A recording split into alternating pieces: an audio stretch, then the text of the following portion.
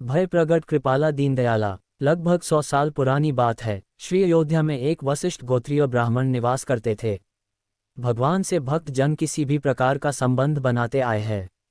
कोई पिता का, कोई भाई का, कोई गुरु का तो कोई शिष्य का, परंतु ऐसे महात्मा कम ही होते हैं जो श्री भगवान को अपना शिष्य मानते हैं। श्री राम जी द्वारा गुरु जी की प्रसादी माला धारण करना और पक्का शिष्यत्व। अयोध्या के पंडित श्री उमापति त्रिपाठी शास्त्री जी मानते थे कि मैं वशिष्ठ गोत्रीय ब्राह्मण राम जी के कुल का पुरोहित हूँ और वे मेरे यजमान हैं। श्री उमापति जी नित्य कनक भवन जाते और पुजारी को अपनी प्रसादी माला देकर कहते, हमारे यजमान को पहना देना। पुजारी भी सिद्ध थे, अतः वे उमापति जी के भाव से अच्छी प्रकार परिचित थे। पुजारी जी ने कभी इस बार का विरोध नहीं किया।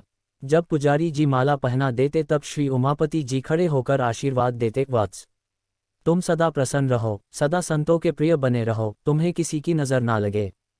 उस समय के जो रसिक संत थे वे सब उनके सिद्ध भाव का आदर करते थे, परंतु कुछ कुछ ऐसे लोग भी थे जिन्हें उमापति जी का ये भाव पसंद नहीं आता था।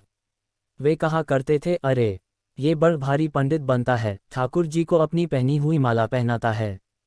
यदि इसका इतना ही भाव है तो अपने घर में जाकर करे, यहाँ मंदिर में ऐसा करना ठीक नहीं। लोग क्या सीख लेंगे इनकी हरकतों से।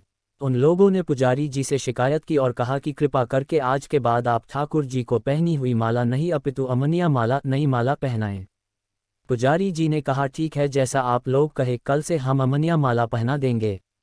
अगले दिन उमापति जी आए तो लोगों ने कहा कि आपकी प्रसादी माला ठाकुर जी नहीं पहनेंगे।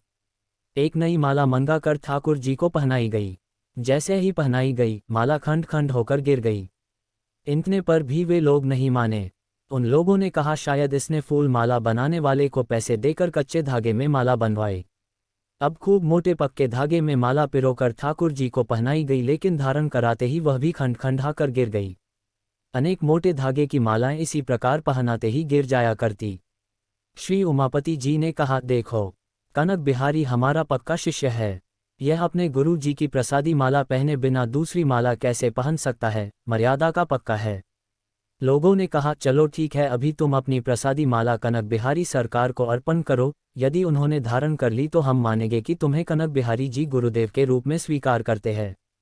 उमापति जी ने माली से एक माला ली और ठाकुर कनक बिहारी को कहा, वत्स ये प्रसादी माला ग्रहण करो, तुम्हारा मंगल हो। ऐसा कहकर पुजारी जी ने कनक बिहारी जी को माला पहनाए और आश्चर्य की ठाकुर जी वह माला पहन ली।